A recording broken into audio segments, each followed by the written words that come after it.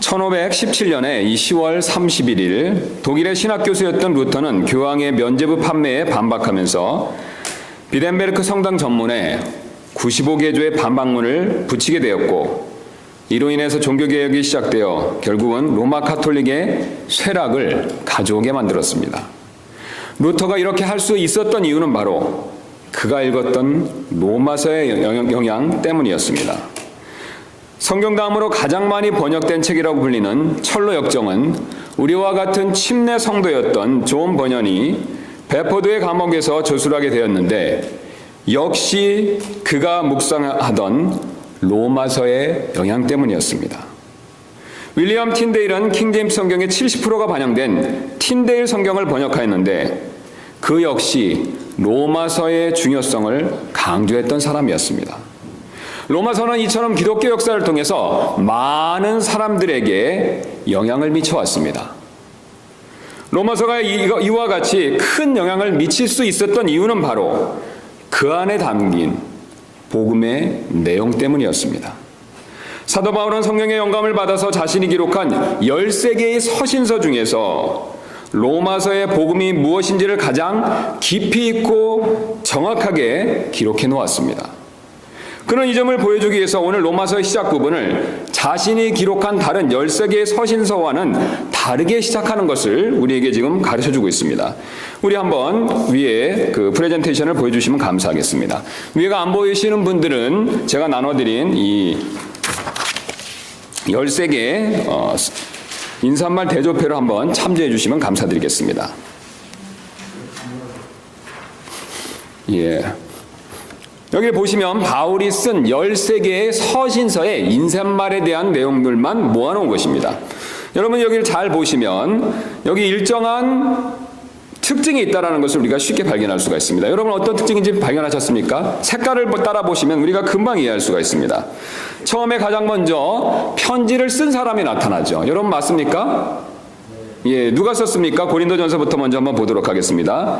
바울과 소스데네는 그 다음에 수신자가 나오죠. 누가 나오고 있습니까? 고린도전서 2장에서 1장 2절에서 고린도에 있는 하나님의 교회가 나오죠.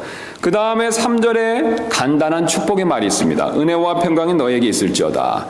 그래서 우리는 편지를 쓸 때 받는 사람을 먼저 쓰고 간단한 인사말을 쓰고 맨 마지막에 보통 쓴 사람을 기록하죠. 여러분 맞습니까? 예, 요즘에는 우리가 문자나 카카오톡 같은 것을 쓰기 때문에 이 형식을 잘 지키질 않지만 공식적인 편지에서는 우리가 보통 그런 방법을 따릅니다. 그러나 사도 바울이 있었던 시대에는 우리와는 좀 다른 방법으로 편지를 썼습니다. 가장 먼저 받는 사람을 쓰고 가장 먼저 쓰는 사람을, 자기가 편지 쓰는 기록자를 쓰고 그 다음에 받는 사람을 쓰고 그 사람에 대한 간단한 인사말을 썼습니다. 즉 축복의 말을 썼다는 것이죠. 그래서 바울은 이런 패턴으로 계속해서 고린도후서, 갈라디아서, 에베소서 바로 13개의 서신서에서 동일한 패턴으로 그렇게 쓰는 것을 보여주고 있습니다. 역시 고린도후서도 이제 그 점을 이해하셨으면 안 보고도 우리가 그것을 알 수가 있죠. 가장 먼저 누가 나오겠습니까? 기록한 사람이 나오겠죠. 바울과 디모데는. 그 다음에 수신자가 나오겠죠. 고린도에 있는 모든 성도들이 나오고 있습니다. 그 다음에 간단한 축복의 말이 나오고 있습니다. 은혜와 평강이 너에게 있을지어다. 갈라디아서를 한번 보도록 하겠습니다. 색깔 파란색 칠해놓은 것만 먼저 봐주시면 되겠습니다. 1절에 누가 나오고 있습니까? 바울이 나오고 있죠. 2절에서는요.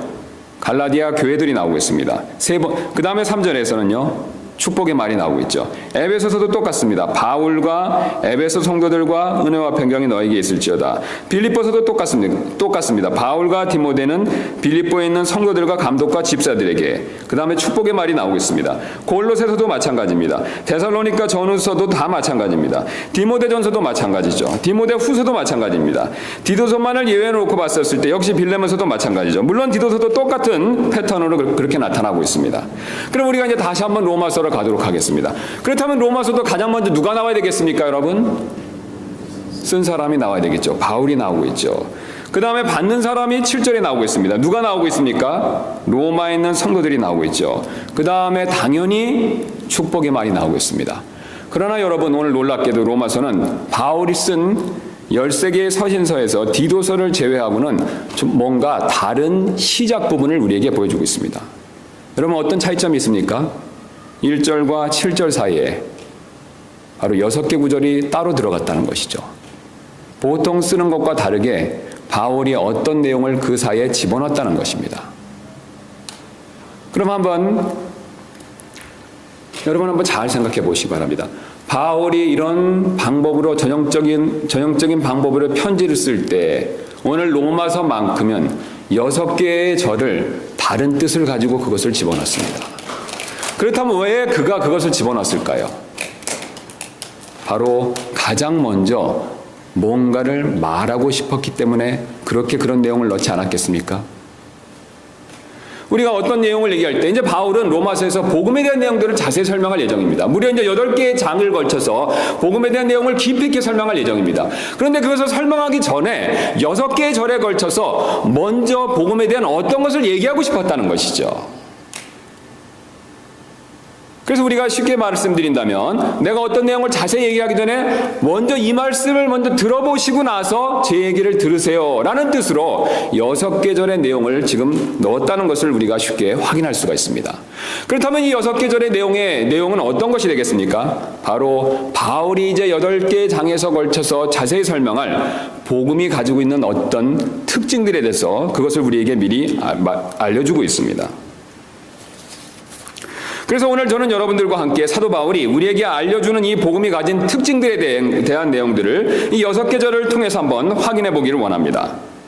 그렇다면 바울이 말하는 복음이 가진 특징들은 어떤 것이 되겠습니까? 오늘 바울은 흥미롭게도 복음이 가진 특징을 3가지로 나누어서 지금 설명하고 있습니다. 그래서 우리 다시 한번 본문 말씀으로 가서 보시면 이 6절을 2절씩 나누어서 1, 2절에서는 첫 번째 특징을, 2, 3절에서는 두 번째 특징을, 그 다음에 2, 4절에서는 두 번째 특징을, 그 다음에 마지막으로 5절과 6절에서는 세 번째 특징을 그렇게 우리에게 지금 설명하고 있습니다. 그래서 이 3가지 특징을 한번 순서대로 살펴보도록 하겠습니다.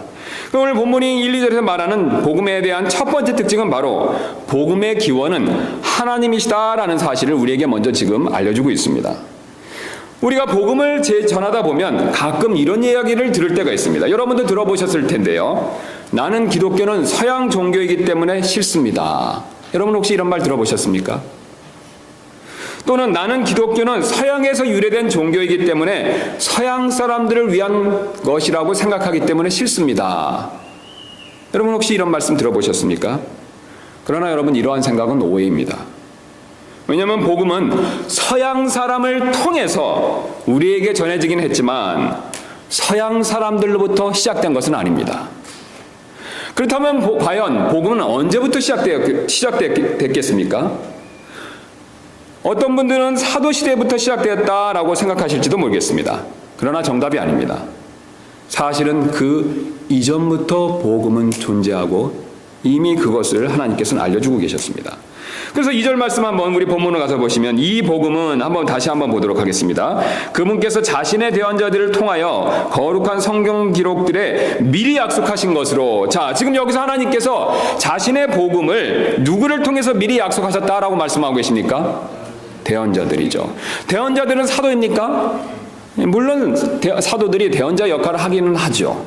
그러나 우리가 이 본문 말씀을 봤었을 때 지금 사도는 대언자들과 확연히 구분되고 있다는 것을 우리가 문맥을 통해서 분명히 알 수가 있습니다.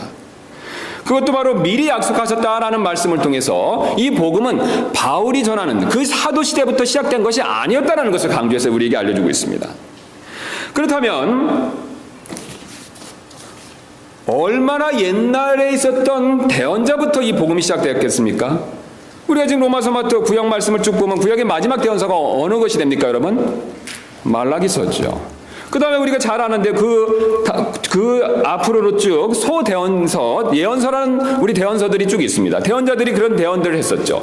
그 다음에 대선지서 또는 예언서라고 불리는 대언자들의 글들이 있습니다. 그리고 계속해서 앞으로 가면 모세오경이 나오죠. 그리고 가장 처음에 기록된 창세기가 나오고 있습니다. 창세기 3장 15절을 펼쳐보면 하나님께서 그때부터 창세기에서부터 바로 복음에 대해서 말씀하기 시작하셨다는 것을 우리는 분명히 확인해 볼 수가 있습니다. 창세기 3장 15절 말씀을 한번 보도록 하겠습니다. 우리 이미 잘 아시는 말씀이죠. 3장 15절입니다.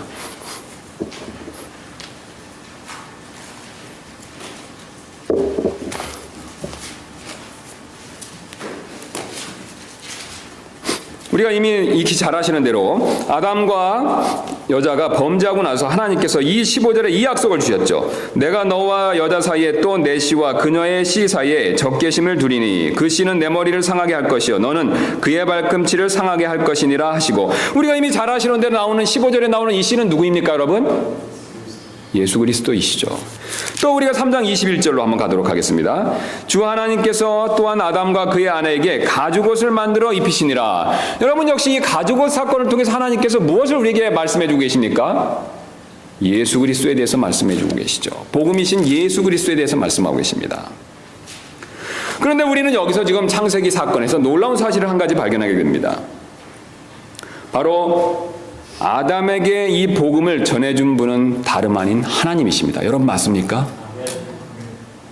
지금 아담에게 여자의 씨와 가죽옷 사건을 통해서 바로 하나님의 복음에 대해서 직접적으로 말씀해주고 계신 분은 다름 아니신 하나님이십니다. 이 사실은 바로 복음은 하나님께로부터 시작되었다는 것을 우리에게 분명히 보여주고 있습니다. 복음은 사실 서양 사람들이 만든 것이 아닙니다. 복음은 또한 사도들이 만든 것도 아닙니다. 복음은 또한 대언자들이 만든 것도 아니었습니다. 비록 그들을 통해서 우리에게 전해지기는 했지만 그들이 만든 것이 아닙니다. 복음은 바로 하나님께서 만드신 것입니다. 여러분, 이 사실 믿으십니까? 하나님께로부터 시작됐다는 것을 우리에게 분명히 보여주고 있습니다. 우리 그래서 다시 한번 본문 말씀으로 가도록 하겠습니다. 로마서 1장 다시 가시면 바울이 이것을 분명하게 보여주기 위해서 특별하게 복음은 복음인데 어떤 복음이라고 설명하고 있냐면 하나님의 복음이다라고 이렇게 설명하고 있습니다. 여러분, 맞습니까? 특별히 바울은 하나님으로부터 시작된, 하나님으로부터 말미암은 복음이다라는 것을 강조하기 위해서 하나님의 복음이라는 표현을 사용하고 있습니다. 그러므로 복음은 사실 다른 종교와 근본적으로 다를 수밖에 없습니다. 여러분, 다른 종교는 다 사람이 만들었습니다. 여러분, 그렇죠? 불교는 누가 만들었습니까? 석가모니가 만들었죠. 이슬람교는요, 마호메트가 만들었습니다. 이 세상에 있는 모든 다른 종교들은 다 사람이 만들었습니다. 그러나 우리가 믿는 복음만큼은 사람이 만든 것이 아닙니다.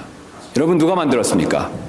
하나님께서 만드셨습니다. 바울은 그것을 하나님의 복음이라는 사실을 통해서 우리에게 분명히 가르쳐주고 있습니다. 그러므로 누가 여러분에게 복음이 서양 사람들로부터 시작되었다라고 말하면 여러분께서는 하나님께로부터 시작되었다라고 그렇게 말씀하실 수 있어야 됩니다. 또한 복음이 유대인들로부터 시작되었다라고 말한다면 역시 하나님께로부터 시작된 것입니다라고 그렇게 자신 있게 말씀하실 수 있으셔야 됩니다. 복음 바로 영원하신 하나님께로부터 시작된 기쁜 소식입니다. 여러분, 정말로 이 사실을 믿으십니까? 그렇다면 우리는 복음에 대한 차별성을 가지고 복음을 가지고 있는 것, 복음을 믿고 있는 것, 복음을 전하는 것을 자랑스러워할 필요가 있습니다. 복음은 절대로 사람에게로부터 나온 것이 아닙니다. 바로 하나님께로부터 나온 것입니다. 이제 복음의 두 번째 특징을 3, 4절 말씀을 통해서 한번 살펴보도록 하겠습니다. 이 두 번째 특징은 바로 복음의 내용은 예수 그리스도시라는 사실입니다. 미국 사람들을 여론조사해 보면 미국 사람들의 이 90% 정도가 자신은 죽으면 하늘에 갈 수 있다라고 그렇게 믿는다고 합니다.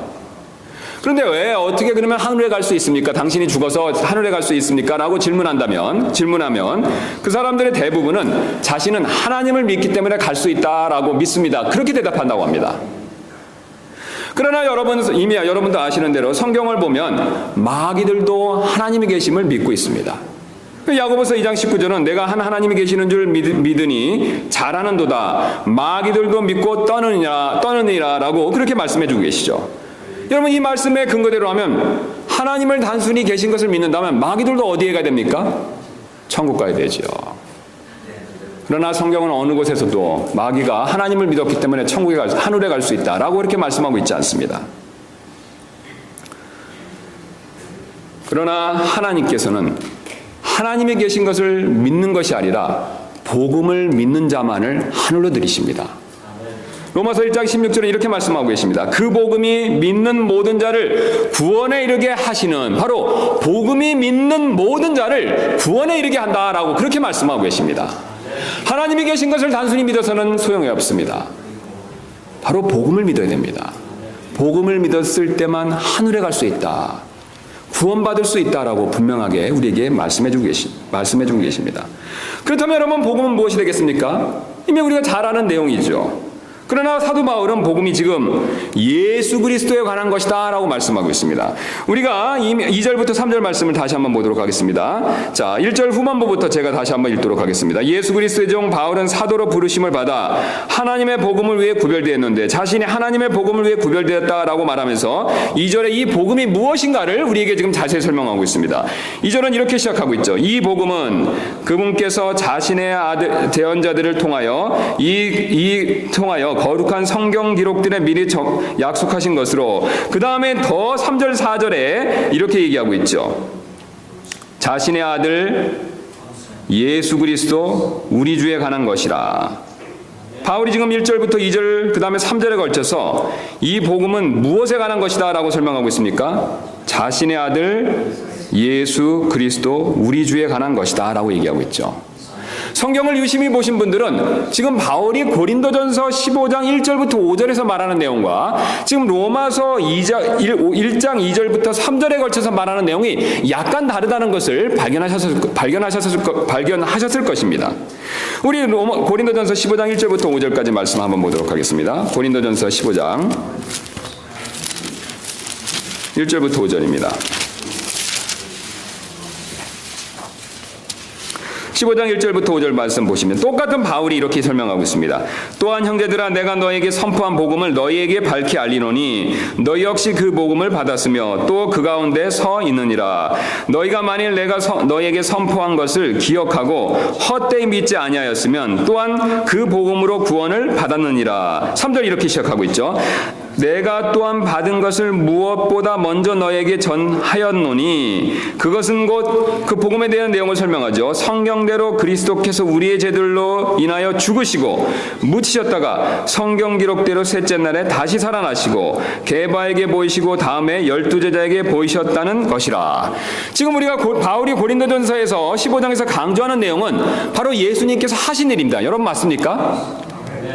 그런데 다시 로마서 본문으로 가도록 하겠습니다. 로마서 본문을 가서 지금 1장 2절부터 3절 말씀 보시면 여기서 복음에 대한 강조점은 고린도전서와는 다르다는 것을 우리가 발견할 수가 있습니다. 바로 로마서에서 복음에 대해 강조하고 있는 내용은 예수님이 어떤 분이시냐라는 것을 강조하고 있습니다. 여러분 차이점을 발견하셨습니까? 고린도전서에서는 예수님께서 하신 일을 강조하고 있습니다. 로마서에서는 예수님이, 그 일을 하신 예수님이 과연 누구이신가를 강조해서 우리에게 얘기해주고 있습니다. 여러분 왜 바울이 이렇게 얘기했을까요? 여러분 예수님은 우리를 위해서 분명히 십자가 못 박혀 죽으시고 부활하셨습니다. 그 내용을 바울은 고린도전서에서 복음이다라고 설명하고 있죠. 그런데 로마서에서는 그 일을 하신 예수님이 바로 아들 되시고 예수 그리스도 우리 주다라고 그렇게 설명하고 있죠. 바로 예수님의 예수님의 그분 자체에 대한 설명하고 있습니다. 사실 우리는 죄인이기 때문에 우리 자신과 우리가 하는 행동이 다를 수가 있습니다. 여러분 그렇죠? 성경은 그것을 위선이라고 부릅니다. 속으로는 미워하면서 겉으로는 웃을 수가 있습니다. 속으로는 싫어하면서 겉으로는 사랑한다고 말하고 그렇게 보이는 행동을 할 수도 있습니다. 그러나 우리 주님 되신 예수님은 그렇지 않으신 분이십니다. 그분은 자신이 십자가에 못 박히시고 죽으시고 묻히신 것이 바로 자신의 어떠함을 그대로 지금 드러내는 것이라는 것을 바울을 통해서 우리에게 말씀해 주고 계십니다. 우리는 죄로 인해서 우리 자신과 우리가 하는 행동이 괴리되고 분리되고 다를 수가 있습니다. 그러나 예수님은 그분의 어떠하심과 그분의 행동은 정확하게 서로 일치하고 있습니다. 그래서 그분의 어떠하심이 바로 그분이 우리를 위해서 하신 일과 동일하고 그분이 우리를 위해서 하신 일이 바로 그분의 어떠하심과 동일하다는 것을 우리에게 가르쳐주고 있습니다. 그래서 바로 사도 바울은 그 예수님께서 과연 누구이신가라는 것을 오늘 지금 특별히 4가지의 호칭을 통해서 우리에게 알려주고 있습니다. 우리가 사람은 보통 이름과 호칭을 통해서 그 사람이 어떤 사람이라는 것을 우리가 알 수 있죠. 여보라고 부르면 어떤 뜻입니까, 여러분? 결혼한 사람이라는 것을 알 수 있죠. 아버지라고 하는 누가 부른다면 어떤 뜻이 무엇을 알 수 있습니까? 자식이 있다는 것을 알 수 있죠. 목사라고 그러면 어떤 것을 알 수 있습니까? 교회에서 일한다는 것을 알 수 있죠. 마찬가지로 지금 바울도 예수님의 이름을 통해서 그분이 어떤 분이시고 어떤 일을 하셨는가를 우리에게 분명히 보여주고 있습니다. 지금 바울은 특별히 그분이 가지고 있는 네 가지 이름을 통해서 고린도서전서에서 말하는 내용과 같은 것을 지금 우리에게 지금 보여준다는 뜻이 되겠습니다. 그래서 가장 먼저 바울은 우리에게 예수님에 대해서 자신의 아들이다라는 표현을 쓰고 있죠. 여기서 아들이라는 이름은 바로 하나님의 아들을 얘기하고 있습니다. 그래서 우리 다시 한번 보시면 자신의 아들이라고 했었을 때는 영어로 보시면 his son입니다. 여러분 맞죠? 그럼 누구의 아들이 된다는 뜻이 됩니까? 예, 하나님의 아들이 되시는 거죠. 성경에서 하나님의 아들이라는 뜻은 정확히 하나님이라는 뜻이 됩니다. 유대인들은 이 용법을 잘 알고 있었습니다. 우리는 유교의 영향을 받기 때문에 누구누구의 아들이라면 그 아버지보다 자식이 못하기 때문에 못한 존재로 생각하지만 유대인들은 그렇게 생각하지 않았습니다. 누구누구의 아들이다라고 하면 그와 동등한 같은 속성을 가진 존재로 그렇게 여기고 있었습니다. 근거로 우리 요한복음 10장 36절 한번 보도록 하겠습니다. 요한복음 10장 36절입니다.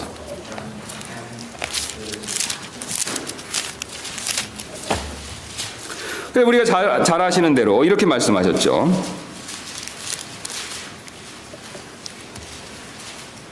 자, 우리가 앞에서부터 쭉 문맥에 따라 보시면 예수님께서는 바로 나 자신이 하나님의 아들이다라는 말을 들었기 때문에 그런 말을 했기 때문에 유대인들이 그것 때문에 돌을 드는 장면을 우리가 문맥을 따라 보면 확인해 볼 수가 있습니다. 그러면서 예수님께서 이렇게 말씀하셨죠. 10장 36절에 아버지께서 거룩히 구별하사 세상에 보내신 자인 내가 나는 하나님의 아들이라 하였으므로 너희가 그에게 내게 신성모독한다 하느냐라고 그렇게 지금 말씀하고 계시죠. 지금 예수님께서 자신을 고발하는 자들에게 지금 뭐라고 말씀하고 계십니까? 내가 하나님의 아들이라고 했기 때문에 하나님에 대해서 신성모독했느냐, 하나님과 내가 동등하다라는 것이 잘못됐느냐라고 그렇게 말씀하고 계시죠. 이런 맞습니까? 자, 이렇게 이해하시면 쉽습니다. 왜 유대인들은 아들이라고 그러면 하나님의 아들이라고 하면 하나님을 이해했냐면 우리식으로 이해하기 쉽게 설명하면 다음과 같습니다. 여러분, 물고기는 무엇을 낳죠? 물고기를 낳죠. 고양이는요? 고양이를 낳죠. 사람은요? 사람을 낳죠. 그러면 하나님께서 뭔가를 낳으면 어떤 존재를 낳으시겠습니까? 하나님을 낳으시죠. 유대인들은 이렇게 이해했습니다. 그래서 예수님께서 내가 하나님의 아들이다 라고 말했을 때 유대인들은 예수님의 그 말씀이 하나님이라는 뜻으로 즉각 그렇게 들렸었습니다. 바로 예수님께서는 하나님의 아들이시다라는 말씀을 통해서 자신이 하나님이신 것을 증명했던 것입니다. 그래서 요한복음 17장 5절에 우리가 이미 아시죠. 세상에 있기 전에 내가 아버지와 함께 가졌던 그 영광으로 이제 아버지와 함께 나를 영화롭게 하옵소서. 요한복음 예수님께서 영원 전부터 아버지와 함께 계셨던 아들 하나님이었다는 사실을 우리에게 보여주고 있죠. 그런데 이 아들 하나님께서 우리와 똑같은 사람이 되셨습니다. 그리고 사람이 되시고 지음받은 이름이 바로 어떤 이름이었습니까, 여러분? 예수님이었지요. 우리와 똑같이 여자의 몸에서 나시고 유아기와 청소년기를 거쳐서 성인이 되셨습니다. 나사렛 예수께서는 우리와 똑같은 사람이시지만 여전히 아들 하나님이셨죠. 그래서 우리를 대신해서 십자가에 죽으시고 부활하심으로 우리를 죄와 사망으로부터 구출하실 수가 있었습니다. 이렇게 우리를 구원하시는 일을 하신 이 아들 하나님에 대한 호칭이 바로 그리스도이십니다. 여러분이 사실 믿으십니까? 이 아들 하나님의 아버지의 명령을 완전히 성취했기 때문에 이제는 하늘로 들려 올려지셨습니다. 그리고 아버지 하나님의 우편에 앉으시고 하늘과 땅에 있는 모든 권세를 행사하고 계심으로 인해서 장차 이 땅을 심판하러 다시 오실 것입니다. 이렇게 창조주 하나님과 심판자 하나님으로서 모든 권세를 행하시는 이 아들 하나님에 대한 또 다른 호칭이 바로 주님이십니다. 우리 다시 한번 본문으로 가시면 이렇게 바울이 말하고 있는 바는 다음과 같은 것이죠. 아들 예수 그리스도 우리 주님이다. 그러면 저를 한번 보시기 바랍니다. 이 아들이라고 말했을 때 하나님의 아들이라고 말씀하셨을 때 그분은 어디 계셨던 분이십니까? 하늘에 계셨죠.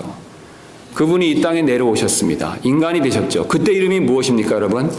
예수님이시죠. 우리를 위해서 십자가에 못 박혀 죽으시고 부활하셨습니다. 그때 그 이름이 바로 뭐냐면 그리스도이시죠.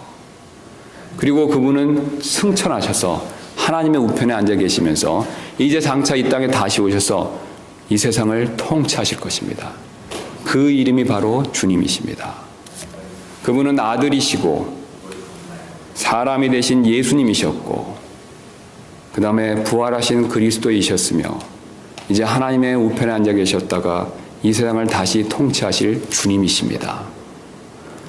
바울은 그 사실을 연이어서 3절 후반부에서 그것을 자세히 보여주고 있습니다. 3절 후반부 말씀 보도록 하겠습니다. 그분께서는 육체로는 다윗의 씨에서 나셨고, 여러분 그 사실을 그대로 이어서 설명하고 있죠. 거룩함의 영으로는 죽은 자들로부터 부활하심으로써 하나님의 아들로 권능 있게 밝히 드러나셨느니라. 지금 3절에 나와 있는 아들 예수 그리스도 우리 주에 관한 내용과 동일한 것을 바울이 3절 후반부에 설명해 주고 있습니다. 여러분 맞습니까? 예, 다윗의 아들로서 다윗의 육체로는 다윗의 씨로 나셨고 거룩함의 영으로는 죽은 자들로부터 부활하셔서 하나님의 아들로 권능 있게 밝히 드러났다라고 말씀하고 계시죠. 그러면 여러분 저를 봐주시기 바랍니다. 지금 바울이 로마서에서 복음에 대해 설명한 것과 사실 고린도서신서에서 말하는 것은 다른 것입니까? 같은 것입니까? 같은 것이죠. 고린도서신서에서는 그분이 하신 일에 중점을 맞춰 설명하고 있고, 지금 바울은 로마서에서 그분의 이름을 통해서 그 점을 강조해서 말씀하고 있습니다. 그분의 이름을 통해서 그분이 실상은 하나님이셨고 또한 그분이 실상은 사람이셨고 그분은 이제 다시 오실 주님이라는 사실을 우리에게 분명히 보여주고 있습니다.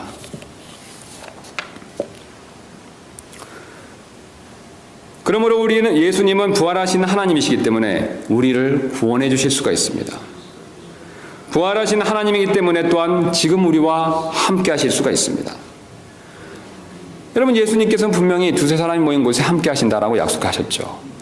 그 부활하신 주님이 하늘에도 계시지만 사실 우리 가운데서도 함께하고 계십니다. 여러분 이 사실 믿으십니까? 내 안에도 계시고 이 교회도 계십니다. 특별히 이 교회의 머리로서 계십니다. 우리는 이 사실을 반드시 믿고 이 사실을 확신할 필요가 있습니다. 이제 마지막 사실을 한번 복음에 대한 마지막 특징을 5절 6절을 통해 살펴보도록 하겠습니다. 이 마지막 특징은 바로 복음의 역사는 성령님께서 하신다는 사실이 되겠습니다.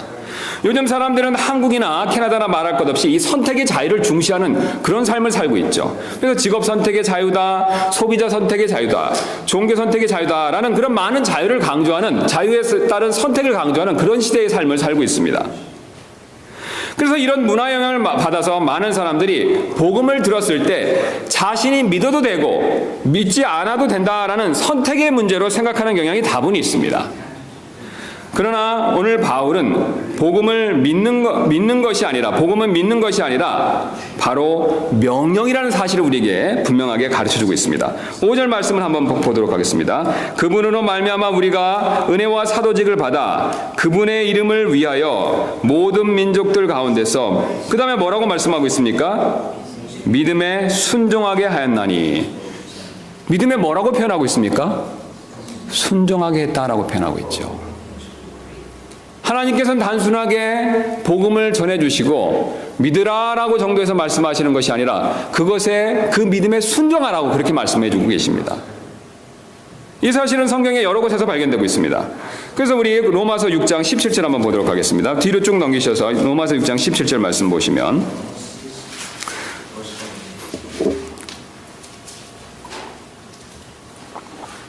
그러나 하나님께 감사하리로다. 너희가 죄의 종이었으나 너희에게 전달된 교리의 그 틀에, 여러분 뭐라고 말씀하고 있습니까? 마음으로부터 순종하고, 뭘 강조하고 있습니까? 예, 순종했다. 그 교리의 그 틀에 마음으로부터 순종했다라고 얘기하고 있죠. 그 교리의 그 틀은 여러 가지가 되겠지만 문맥적으로 봤었을 때는 복음과 관계된 것을 우리가 쉽게 알 수가 있습니다. 그 다음에 더 분명한 구절이 있습니다. 우리 10장 16절 보겠습니다. 10장 16절입니다. 그러나 그들이 다 복음에 순종하지는 아니하였나니. 지금 뭐라고 말씀하고 있습니까? 복음에 뭐라고 얘기하고 있죠?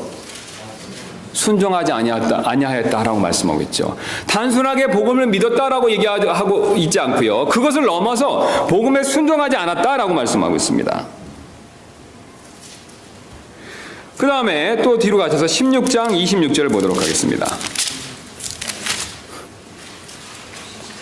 이제는 밝히 드러났으며 영존하시는 하나님의 명령에 따라 대언자들의 성경 기록들을 통해 뭐라고 말씀하고 있습니까? 믿음에 순종하게 하려고 라고 말씀하고 있죠. 그 다음에 데살로니가 후서 1장 8절 말씀 한번 보도록 하겠습니다.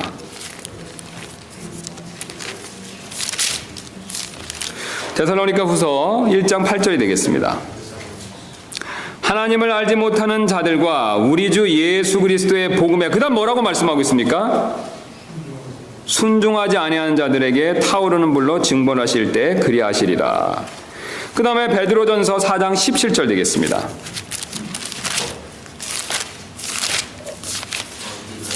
베드로전서 4장 17절 되겠습니다.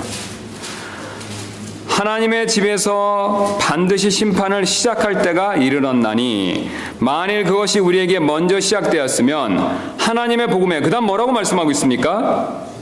순종하지 아니하는 자들의 마지막은 어떠하겠느냐. 여러분, 지금 하나님께서는 우리에게 우리가 그동안 잘 몰랐을 수도 있는 사실을 가르쳐주고 있습니다. 하나님이 복음을 우리에게 주셨을 때 그 복음에 순종하기를 원하십니다.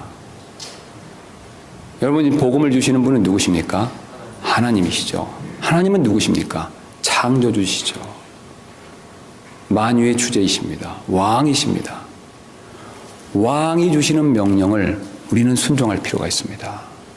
왕이 주시는 복음을, 그 복음에 믿는 일을 통해서 우리는 순종할 필요가 있습니다. 하나님께서는 지금 복음에 순종할 것을 우리에게 말씀해 주고 계십니다. 그러나 세상 사람들에게는 복음은 순종하기 어려운 일이 될 수밖에 없습니다. 왜냐하면 지혜로운 사람에게는 어리석게 보이기 때문에 그렇죠. 여러분, 한번 믿지 않는 가운데 있었을 때를 한번 생각해 보시기 바랍니다. 단지 나사렛의 목수 청년이었던 예수라는 사람을 믿으면 구원받는다? 여러분, 처음에 복음의 내용을 들으셨을 때 어떠셨습니까? 상당히 도전이 되지 않으셨습니까? 왕도 아니고 어떤 대단한 사람도 아닌 유대 땅에 태어난 나사렛의 사람 예수, 그 사람을 믿으면 구원받는다. 상당히 도전적인 내용이 되죠. 지혜로운 자들에게는 사실 예수님을 믿는다는 것, 복음을 믿는다는 것은 쉽지가 않습니다. 또 종교적인 사람에게는 넘어지는 것이 되는 것이 분명합니다. 여러분, 왜 그렇습니까? 바로 예수님을 믿는 그 복음 외에는 다른 종교는 구원받을 수 없다라는 그런 내용 때문에 다른 종교를 믿는 사람들에게는 거치는 것이 될 수밖에 없다는 것이 되는 것이죠. 다른 종교를 믿는 사람들은 왜 다른 종교는 되지 않는가라는 그런 생각을 가질 수밖에 없습니다. 사도는 이것을 벨의 눈이 가렸다라는 표현을 쓰면서 고린도후서 3장 14절부터 15절에 이렇게 표현한 적이 있죠. 그러나 그들의 마음이 가려졌으니 이는 이날까지도 옛 상속언약의 말씀을 읽을 때 바로 그 베일이 벗겨지지 아니한 채 남아있기 때문이라. 그 베일은 그리스도 안에서 없어졌으나 이날까지도 모세의 글을 읽을 때 그 베일이 그들의 마음을 덮고 있도다. 특별히 아주 종교적이었던 유대인들에게 바로 복음이신 예수 그리스도에 대해서 그 대언자의 글들을 가르쳐줬음에도 불구하고 그들의 마음에 베일이 있어서 그것을 알지 못했다라고 말씀하고 있죠. 그러므로 하나님의 도움이 필요합니다. 특별히 성령님께서 우리의 무지를 치워주셔서 밝히 복음을 이해할 수 있게 도와주셔야만 그때 우리가 복음이 무엇인가를 분명히 알 수가 있습니다. 이해는 성령님께서 할 수 있도록 도와주시지만 이해된 것을 믿는 것은 내가 하는 것입니다. 복음을 믿는 것은 내가 하는 것이지만 복음에 순종하라는 그 명령을 순종하는 주체는 나이지만 그것을 이해할 수 있게 도와주시는 분은 바로 성령님이십니다. 요한복음 16장 8절에 성령님을 보내시면서 예수님이 성령님에 대해서 이렇게 말씀하셨죠. 성령께서 오셔서 죄에 대하여 의에 대하여 심판에 대하여 세상을 꾸짖으시리라. 또 고린도전서 12장 3절에서는 또 성령님으로 말미암지 않고는 아무도 예수님을 주라고 말할 수 없느니라 라고 그렇게 말씀하고 계십니다. 오늘 성경은 이것을 특별히 본문에서는 부르심이다 라고 부르고 있습니다. 예수 그리스도의 부르심이다라고 그렇게 설명하고 있다는 것이죠. 그래서 우리가 1장으로 다시 한번 가서 보시면 이렇게 말씀하고 있죠. 1장 5절부터 6절 말씀 보겠습니다. 그러므로 그분으로 말미암아 우리가 은혜와 사도직을 받아 그분의 이름을 위하여 모든 민족들 가운데서 믿음에 순종하게 하였나니, 그러면서 뭐라고 말씀하고 계시냐면, 사도 바울이 말씀하고 계시냐면, 너희도 그들 가운데서 예수 그리스도의 뭐라고 말씀하고 있습니까? 부르심을 받았느니라. 이 부르심을 받았을 때 도와주시는 하나님이 바로 성령 하나님이십니다. 그래서 우리가 잘 드리는 찬송의 318장에 예수가 우리를 부르는 소리 그 음성 부드러라고 했을 때 그 음성이 부드럽게 그렇게 들리게 해주시는 분이 바로 성령님이십니다. 그래서 사실 우리가 복음을 전할 때는 나의 지혜로 전하는 것은 한계가 있습니다. 바로 성령님께서 도와주셔서 성령님의 권능을 힘입어 성령님의 도움을 받아서 복음을 전할 필요가 있습니다. 더 쉽게 말씀드린다면 성령과 내가 2인 1조가 된다라고 생각하시면 아주 쉽겠습니다. 전하는 것은 내가 하지만 깨닫게 해주시는 분은 성령님께서 하시고, 그 깨달아진 것을 믿는 것은 그 사람과 하나님과의 관계입니다. 우리 사도행전 16장 14절 말씀 한번 보도록 하겠습니다. 우리 사도행전 16장 14절. 바울이 마케도니아로 건너가서 첫 번째 회심한 사람이 우리가 잘 아시는 루디아죠. 그 자주색 옷감 장소했던 루디아가 회심하는 장면을 하나님께서 사도행전 16장 14절에 이렇게 기록하고 계십니다. 두아디라 시 출신의 자주색 옷감 장수로서 하나님께 경배하던 루디아라 하는 어떤 여자가 우리 말을 들으며, 지금 사도 바울과 같이 팀으로 복음을 전하는 누가와 그 일행에 대해서 우리의 말을 들으며 라고 표현하고 있죠. 자, 우리가 나오고 있습니다. 우리의 말을 들으며, 우리가 복음을 전하는 내용을 얘기하고 있죠. 그 다음에 누가 나오고 있습니까? 주님이 나오시죠. 주께서 그녀의 마음을 여심으로. 그 다음에 다시 루디아가 나오죠. 그녀가 바울의 말하는 것들에 주의를 기울이니라. 여러분, 방금 3명이 나왔습니다. 첫 번째 누가 나왔습니까? 복음을 전하는 사람들이 나왔죠. 두 번째 누가 나왔습니까? 주님이 나오셨죠. 세 번째는요, 루디아가 나오죠. 루디아는 결국 구원받아서 침례를 받은 것으로 15절이 그것을 보여주고 있습니다. 그녀와 그녀의 집안 사람들이 침례를 받았고, 침례를 받은 것으로 봤을 때 그가 구원받은 것으로 우리가 분명히 추측할 수가 있습니다. 근데 그가 믿고 구원받기 전에 어떤 일이 있었습니까? 전하는 사람이 있었죠. 그 다음에 주님께서 그녀의 마음을 열어주셨습니다. 열어주셨을 때 그녀가 반응이 있었죠. 주님의 말씀에 주의를 기울였죠. 결국 그녀가 믿고 바로 복음에 순종한 것을 보여주고 있습니다. 그래서 바울은 고린도전서 2장 4절 말씀, 한번 고린도전서 2장 4절 말씀 보겠습니다. 그래서 이 사실을 바울이 동일하게 우리에게 가르쳐주고 있습니다. 고린도전서 2장 4절 되겠습니다. 또 나의 말과 나의 복음 선포를 사람의 지혜와 유혹하는 말들로 하지 아니하고, 바울이 단순하게 많이 배웠지만 자신의 지혜로 하지 않았다라고 말씀하고 있죠. 여러분 맞습니까? 그러면서 옆에서 자기를 돕는 사람이 있었죠. 어떤 다른 분이 자기를 도왔죠. 누굽니까? 성령과 권능을 실증함으로써 하였사니. 그 다음에 시간이 없어서 우리가 다 찾아보지 않겠지만 그 밑으로 6절부터 16절까지 쭉 읽어보시면 바로 성령님께서 복음의 깊은 것들을 깨닫게 해주신다는 내용을 우리에게 분명하게 가르쳐주고 있습니다. 10절에 그러나 하나님께서 자신의 영으로 우리에게 그것들을 계시하셨으니 성령께서는 참으로 모든 것, 즉 하나님의 깊은 것들을 살피시느니라. 누가 계시하셨다라고 말씀하고 계십니까? 성령이 계시하신 것이죠. 바울은 지금 고린도전서 2장에서 성령의 역할을 강조하고 있습니다. 우리는 지금까지 복음의 핵심이 무엇인가를 살펴봤습니다. 복음의 시작은 하나님께로부터 시작됩니다. 여러분이 사실 믿으십니까? 하나님의 복음이라고 분명히 우리에게 가르쳐줬습니다. 복음의 내용은 예수 그리스도 그분 자체이십니다. 그분의 하신 일과 그분은 따로 떼어질 수가 없습니다. 우리는 우리가 하는 일과 우리 자신이 분리될 수 있습니다. 그러나 주님은 주님 자신과 그분의 하는 일은 분리될 수가 없습니다. 그분의 하신 일이 결국 그분 자신을 보여주고 그분 자신이 그분의 하신 일을 보여주고 있습니다. 그래서 복음의 내용은 바로 예수 그리스도에 관한 것이죠. 그 다음에 마지막으로 복음의 역사는 성령님께서 하신다는 것을 살펴봤습니다. 그래서 오늘 이 말씀으로부터 얻을 수 있는 몇 가지 교훈을 살펴보고 이제 말씀을 정리하도록 하겠습니다.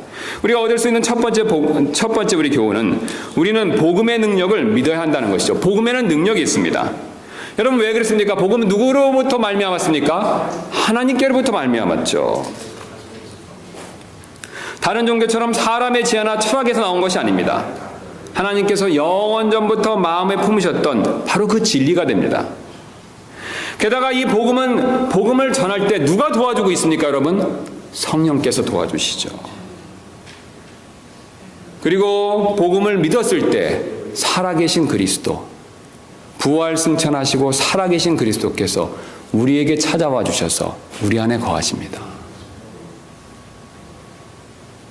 부활은 이처럼 하나님과 성령님과 그리스도께서 함께 역사하시는 일이기 때문에 능력이 있습니다. 삼위 하나님께서 함께 일하십니다. 하나님께부터 시작된 복음을 성령께서 전할 때 도와주시고 그것을 믿었을 때 예수님께서는 우리 안에서 우리와 영원토록 함께 하십니다. 그러므로 우리는 복음의 능력을 믿을 필요가 있습니다. 여러분 이 사실을 정말 믿으십니까? 그다음에 우리가 두 번째 얻을 수 있는 교훈은 우리는 협력해야 복음을 전할 수 있다는 것이죠. 복음은 하나님께서 계획하셨습니다. 여러분 맞습니까? 사람이 계획한 것이 아닙니다. 사도들이 계획한 것이 아닙니다. 대언자들이 계획한 것이 아닙니다. 여러분 맞습니까? 하나님이 언제부터 계획하셨습니까? 이 세상을 만드시기 전부터 계획하셨죠. 그리고 계획해 놓으신 이 하나님의 복음의 계획에 따라서 아들이신 예수 그리스도께서 우리를 위해서 죽으시고 부활하셨습니다. 그리고 이 놀라운 복음의 내용을 전할 때 누가 역사하십니까? 성령께서 역사하시죠.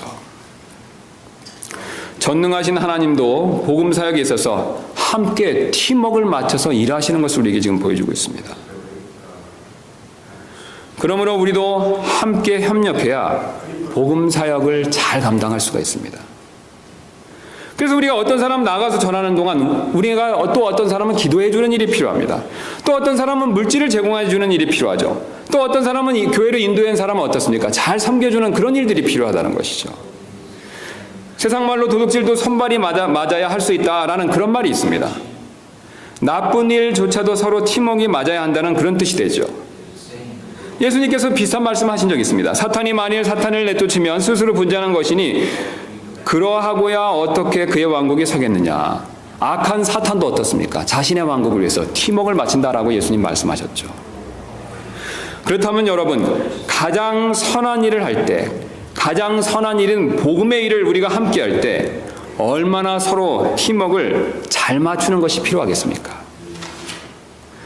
그러므로 우리는 서로 팀워크를 맞추면서 복음을 전할 필요가 반드시 있습니다. 우리가 지금 최근에 한진해운 사태로 인해서 우리나라 대한민국이 국가적으로 엄청난 손해를 봤다는 것을 이미 잘 알고 있습니다. 그래서 자세한 이유야 어떻든 간에 정부와 한진해운이 어떻습니까? 국가적 차원에서 하나가 되지 못한 것이죠. 누가 잘잘못을 시비를 가리기 전에 어쨌든 국가적 차원에서 하나가 되지는 못했습니다. 빨리 하나가 되는 것이 필요했겠죠. 그래서 그 결과 우리나라 전체 한 1200억 정도의 손실을 지금 입고 있는 것으로 그렇게 지금 뉴스에서 발표가 되고 있습니다.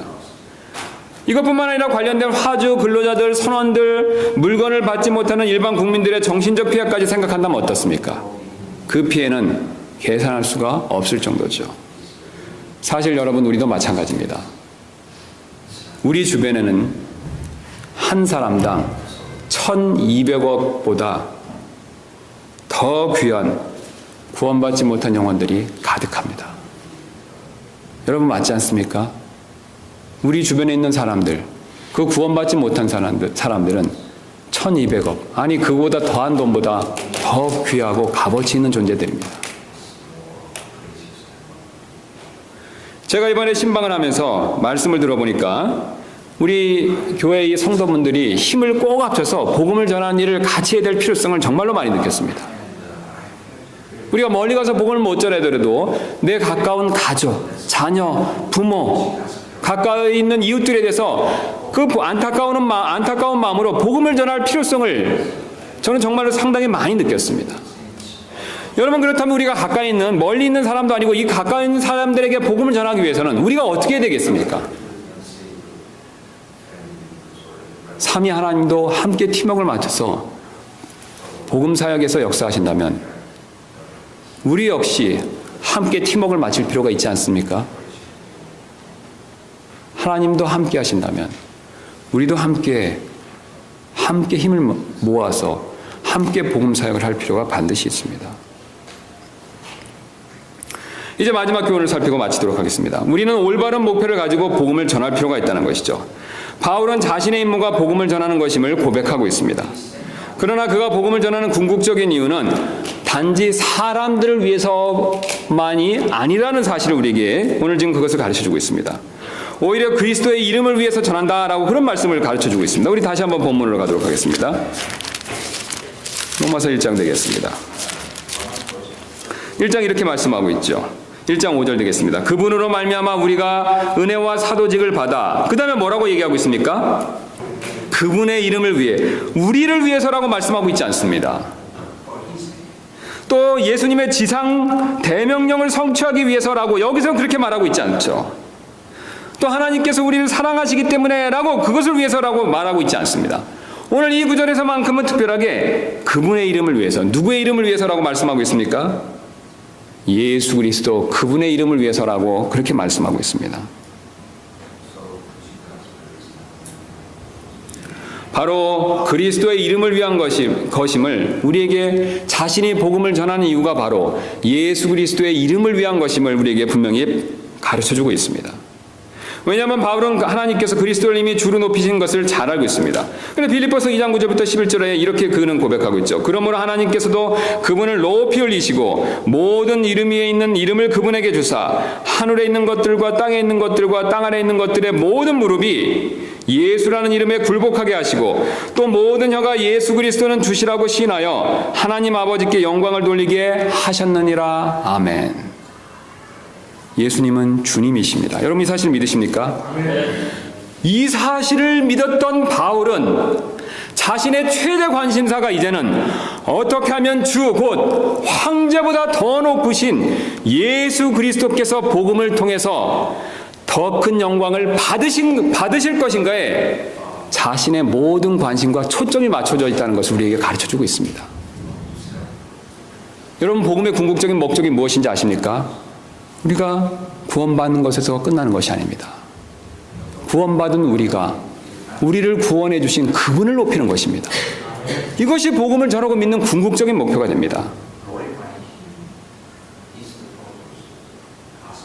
사실 우리를 구원해 주신 분은 그리스도이시기 때문에 그리스도께서만 영광 받으시는 것은 너무나도 당연한 일입니다.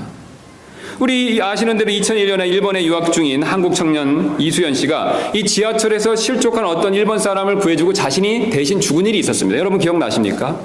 영화로도 만들어졌었죠. 이때 일본인들이 그 한국 청년의 죽음을 안타까워하면서 그 희생 정신에 크게 찬사를 보낸 일이 있었습니다. 그 이수연 씨가 참 훌륭하다, 대단하다라고 칭찬을 보낸 적이 있었죠. 그런데 여러분 만약에 예를 들어서 그 사람은 이수연 씨로부터 구출받은 사람이 내가 구출받았으니까 내가 대단한 사람인데 라고 얘기한다면 어떻게 되겠습니까? 그 사람은 영광 받을 자격이 없죠. 여러분 구출해 준 사람하고 구출받은 사람하고 누가 영광을 받아야 됩니까? 구출해 준 사람이 영광을 받아야 되죠. 여러분 똑같습니다.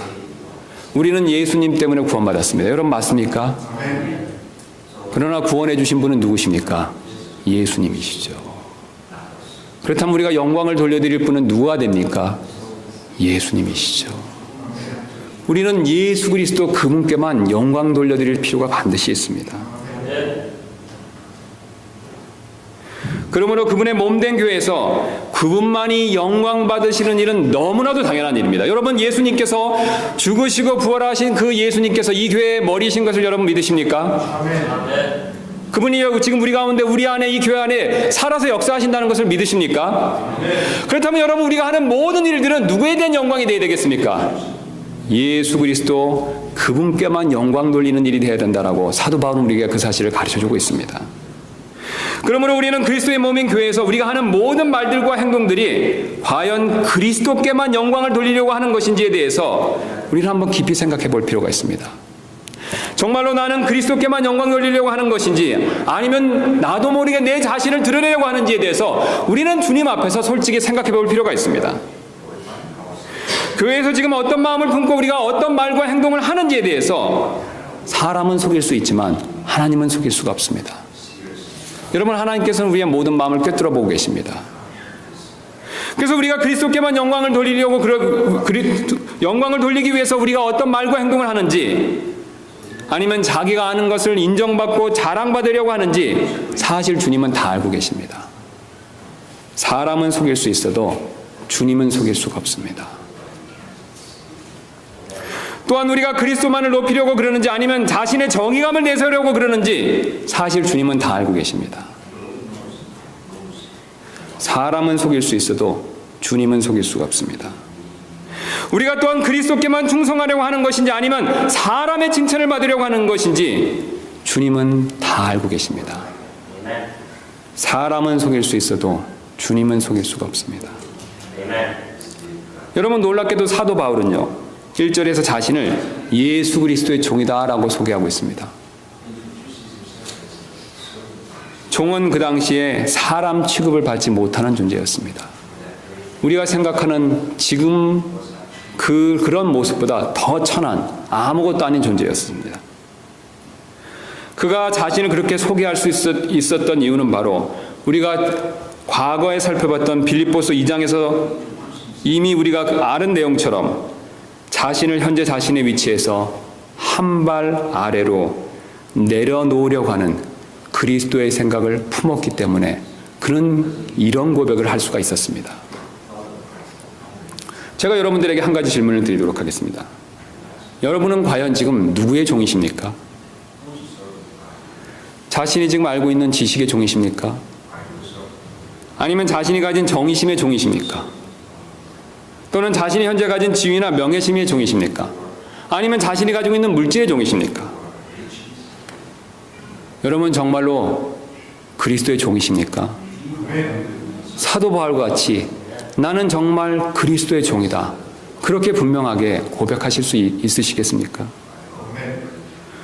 여러분이 정말로 그리스도의 종이 되기를 원하신다면 자신을 낮추시는 그리스도의 생각을 품으셔야 됩니다.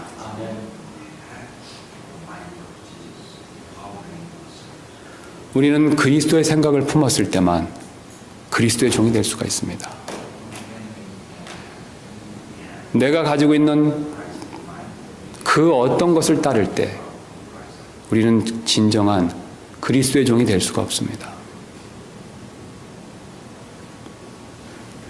그리스도의 생각을 품고 그리스도처럼 자신을 낮추는 진정한 그리스도의 종이 되는 저와 여러분 되시기를 주님의 이름으로 축원합니다. 기도하시겠습니다.